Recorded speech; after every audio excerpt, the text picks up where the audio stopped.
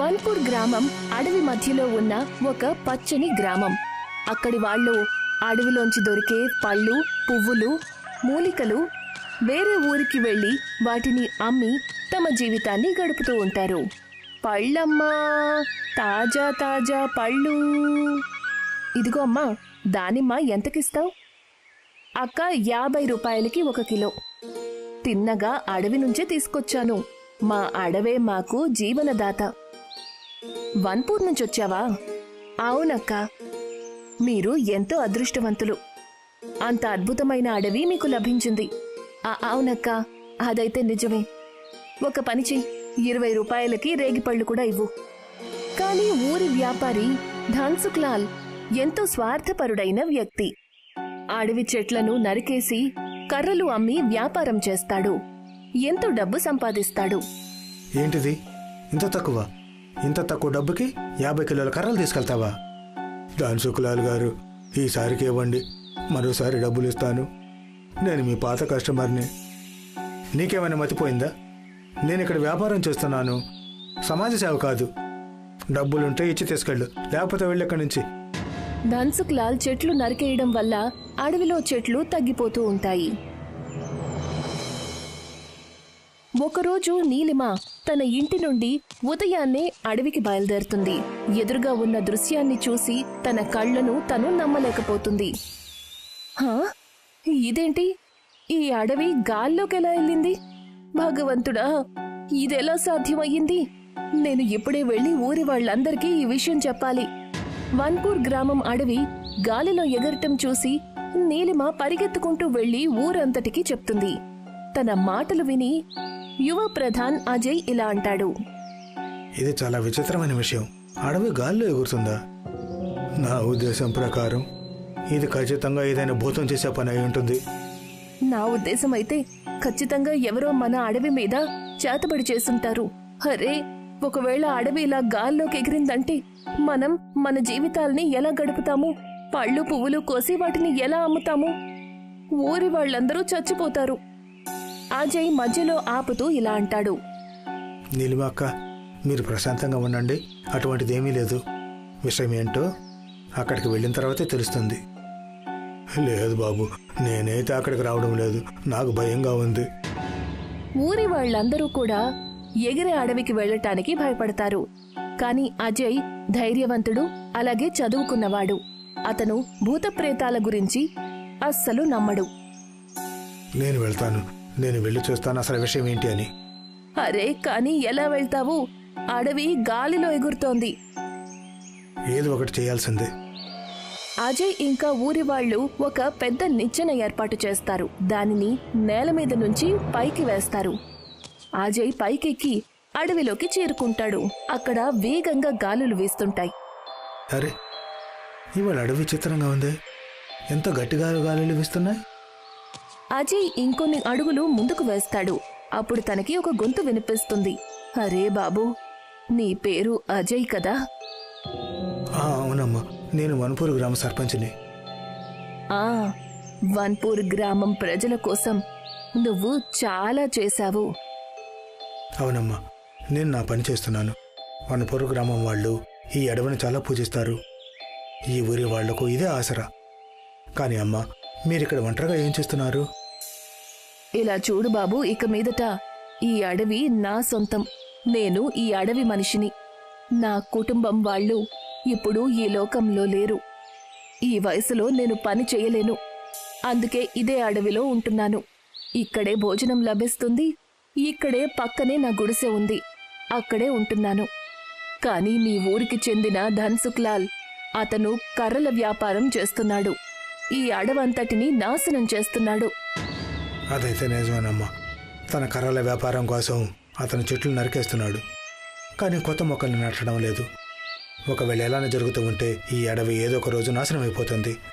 నేను అతనికి చాలాసార్లు చెప్పాను. ప్రకృతి పూర్తిగా పాడవుతోంది.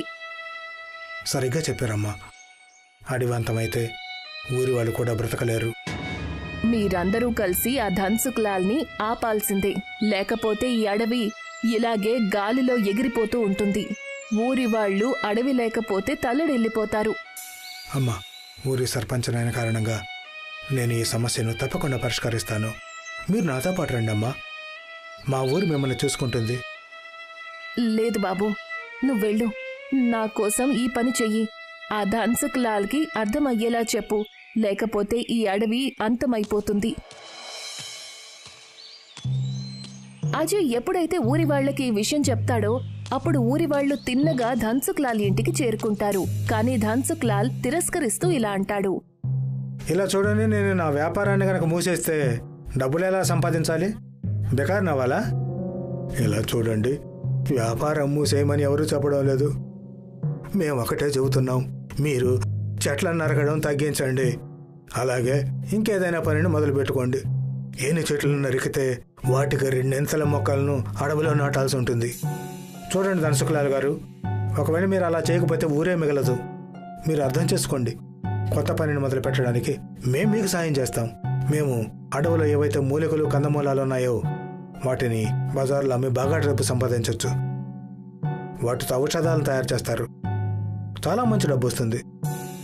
అజయ్ చెప్పిన తరువాత ధన్సుక్ లాల్ ఆ విషయాన్ని అర్థం చేసుకుంటాడు. ధన్సుక్ లాల్ దానికి అంగీకరిస్తాడు. ఎప్పుడైతే అజయ్ మళ్లీ అడవిలోకి వెళ్తాడో అప్పుడు ఆ ముసలావిడ కనిపిస్తుంది. ఇది తెలిసి సంతోషిస్తున్నాను. ధన్సుక్ లాల్ చెట్లు నరకడం తగ్గించి కొత్త మొక్కలను నాటుతున్నాడు. నా ఉద్దేశం ప్రకారం ఇక అడవిని మళ్లీ మామూలుగా తయారు చేయడానికి ఎంతో సమయం పట్టదు.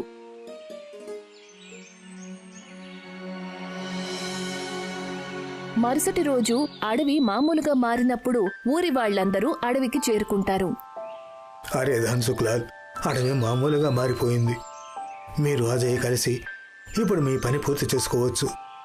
అవునవును, వీళ్ళు వాళ్ల పని చేస్తారులే. కానీ మనం కూడా మళ్ళీ మన వ్యాపారాన్ని మొదలు పెట్టాలిగా. 2 రోజుల నుంచి ₹1 కూడా సంపాదించలేదు. ఇలిమా అక్క, ఎందుకు కంగారు పడుతున్నారు? ఇప్పుడంతా మామూలు అయిపోయింది కదా. ధన్సుక్ లాల్ ఇంకా అజయ్ ఇద్దరూ కలిసి అడవిలోని ఔషధాలను, మూలికలను, కందమూలాలను పట్నంలో ఒక ఔషధ కంపెనీకి అమ్ముతారు. డబ్బులిస్తూ అజయ్ అంటాడు, ధన్సుక్ లాల్, నేను చెప్పాను కదా మీకు మంచి లాభం వస్తుందని. అవునవును, ఒకసారి ఇలా చూడు. ఈ పని ఎంత బాగా నడుస్తుందంటే నేను అసలు ఊహించనే లేదు. ధన్సుక్ లాల్, అడవును గౌరవించు. మీరు ఒక పని చేయండి, కర్రల వ్యాపారం ఏదైతే ఉందో దాన్ని కూడా మూసేయండి. మనం అడవిని ఎంత కాపాడుకుంటే అడవి మనల్ని తిరిగి అంత బాగా కాపాడుతుంది. దీని గురించి ఆలోచిస్తాను. ధన్సుక్ లాల్ ప్రత్యేకమైన మనిషి భీమా కందమూలాల కోసం నేల తవ్వుతూ ఉంటాడు. అప్పుడు తనకి ఒక కుండ దొరుకుతుంది. అందులో ఖజానా ఉంటుంది. భీమా కుండను తీసుకుని ధన్సుక్ లాల్ ఇంకా అజయ్ దగ్గరికి వెళ్తాడు. వాళ్ళిద్దరూ మర్రి చెట్టు కింద మాట్లాడుకుంటూ ఉంటారు. అయ్యా అయ్యా, ఇలా చూడండి, ఏం తీసుకొచ్చాను. ఖజానా దొరికింది, తవ్వేటప్పుడు దొరికింది. అరే వా, కుండ నిండా బంగారం, వెండి నాణ్యాలు. నేను వీటిని నమ్మి ధనవంతుడిని అయిపోతాను. ధన్సుక్ లాల్, మీరు అసలు ఏం మాట్లాడుతున్నారు? ఈ ధనం మనకు అడవిలో దొరికింది. దీని మీద ఎవరికి కూడా అధికారం లేదు. దీనితో మనం అడవిలో మరిన్ని మొక్కలు నాటుదాం. ఊళ్ళో రోడ్స్, హాస్పిటల్, స్కూల్స్, తాగడానికి మంచినీరు, వీటన్నిటికీ ఏర్పాటు చేద్దాం. అంటే నువ్వు ఇంటికి దీన్ని తీసుకెళ్ళి ఇందులో నుంచి కొంచెం నీ కోసం తీసుకుంటావు కదా? ధన్సుక్ లాల్ గారు, ఈ ధనం మా ఇంటికి రాదు, మీ ఇంటికి రాదు. ఇది అడవికి చెందింది. దీన్ని ఇక్కడే ఉంచుదాం. అజయ్ మాటలు విని స్వార్థపరుడైన ధన్సుక్ లాల్ అప్పుడైతే మౌనంగా ఉంటాడు. కాని తన ఇంటికి వెళ్లిన తరువాత భీమాతో చెప్తాడు, భీమా, ఆ ఖజానా కొండ గురించి ఆలోచన ఇప్పటికీ నా మనసులో మెదులుతూనే ఉంది. ఏం చేయను? చేయడానికి ఏముందయ్యా, ఇవాళ రాత్రికి వెళ్ళి ఆ కొండను దొంగిలించేయండి. చెప్పేద్దాం దొంగలు ఎవరో దొంగిలించారని. ఎవరికి ధైర్యం ఉంటుంది మిమ్మల్ని వేలెత్తి చూపించడానికి? ఆ కొండని నేను తీసుకుంటాను. ఇవాళ రాత్రికి ఆ కొండని నా సొంతం చేసుకుంటాను. పున్నమి రాత్రి వేళ అడవిలో ఏవో శబ్దాలు వినిపిస్తాయి. ధన్సుక్ లాల్ కుండ దగ్గరకు వెళ్లి కుండలో చెయ్యి పెడతాడు. అప్పుడొక పాము ధన్సుక్ లాల్ ని కాటేస్తుంది. ధన్సుక్ లాల్ అరుపులతో అడవిలోని ప్రశాంతతకు భంగం కలుగుతుంది. అడవి మళ్లీ ముందులాగా గాల్లోకి ఎగురుతుంది. అది చూసి అజయ్ ఎప్పుడైతే అడవిలోకొస్తాడో అప్పుడు తన ఎదురుగా ముసలావిడుంటుంది. ధన్సుక్ లాల్ చనిపోయి ఉంటాడు. తన నోట్లో నుంచి నురగ వస్తూ ఉంటుంది.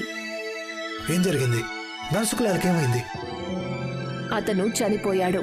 అతను ఈ కుండలోని ఖజానాని దొంగిలించే ప్రయత్నం చేశాడు. పాము తనని కాటేసింది. ధనుసుకులాల్, స్వార్థాన్ని నువ్వు గెలవలేకపోయావు. నీ స్వార్థం కారణంగా చివరికి ప్రాణాలు కూడా కోల్పోయావు. కానీ అమ్మా, మీకిదంతా ఎలా తెలుసు? అది చెప్పగానే ఆ ముసలావిడ తన అసలు రూపంలోకి మారుతుంది. అజయ్, నేను వనదేవతను. నేను ఈ అడవిని రక్షిస్తున్నాను. నేనే ఈ అడవిని గాలిలోకి తేలేలా చేసి ఊరికి దూరం చేశాను. ధన్సుక్లాల్ లాంటి వాళ్ల కారణంగా ఇవాళ అడవి ప్రమాదంలో పడింది. నిన్ను ఏ రోజైతే కలిశానో అప్పుడు నీలాంటి మంచి వ్యక్తులు ఖచ్చితంగా ఈ అడవిని కాపాడతారనిపించింది. కానీ ధన్సుక్లాల్ లాంటి స్వార్థపరులు దానికి అడ్డుపడుతూనే ఉన్నారు. అందుకే తను చావాల్సింది. వనదేవత మాటలు విన్న తర్వాత అజయ్కి ధన్సుక్లాల్ చేసిన తప్పు గురించి తెలుస్తుంది. కాని తను ఒక మంచి మనిషి. అమ్మా దేవీమాత, ఒప్పుకుంటాను, ధనుసుకులాల్ ఒక స్వార్థపరుడైన వ్యాపారి. అతను తప్పులు కూడా చేశాడు. కానీ దేవీమాత, ఇందులో తన భార్య పిల్లల తప్పేముంది? ఇతను లేకపోతే వాళ్ళ పరిస్థితి ఏంటి? మీరు దయ చూపించి అతన్ని మళ్ళీ బ్రతికించండి. నేను మాటిస్తున్నాను, అతను ఇక ఈ అడవికి దూరంగా ఉంటాడు. ఒకవేళ అతను అలా చేయడానికి వ్యతిరేకిస్తే ఊరి వాళ్ళ సహాయంతో మేము ఇతన్ని ఊరి నుండి బయటకు పంపించేస్తాం. మీరు దయచేసి అతనికి ప్రాణదానం చేయండి. భలే అజయ్, నువ్వు ఒక మంచి సర్పంచే కాదు, చాలా మంచి వ్యక్తివి కూడా. నేను ఇప్పుడే అతనికి ప్రాణదానం చేస్తాను. కాని అతనికి నచ్చచెప్పు, అడవికి నష్టం కలిగించొద్దని. అలాగే, మేము తప్పకుండా చూద్దాం. వనదేవత చేతిలో నుంచి వచ్చిన ప్రకాశ కిరణాలతో ధన్సుక్లాల్ మళ్లీ ప్రాణం పోసుకుంటాడు. దేవి మాయమవుతుంది. అడవి మామూలుగా మారుతుంది. ఎప్పుడైతే అజయ్ అతనికి జరిగినదంతా చెప్తాడో అప్పుడతనికి పశ్చాత్తాపం కలుగుతుంది. దయచేసి నన్ను క్షమించు. నేను నా స్వార్థంతో గుడ్డివాణ్ణి అయిపోయాను. నాకు డబ్బులు తప్ప ఇంకేమీ కనిపించలేదు. కానీ ఇప్పుడు నేను నా తప్పును తెలుసుకున్నాను. అజయ్, నేను ఇవాటి నుంచి అడవికి నష్టం కలిగించే పనులు మానేస్తాను. అడవికి మంచి జరిగే పనులు చేస్తాను. ధన్సుక్లాల్ అలాగానే చెయ్యాలి. అప్పుడే మనం మన రాబోయే తరాలకు ఒక మంచి ప్రపంచాన్ని ఇవ్వగలం. మనం మన స్వార్థాన్ని వదిలేసి మానవత్వం కోసం బతకాలి.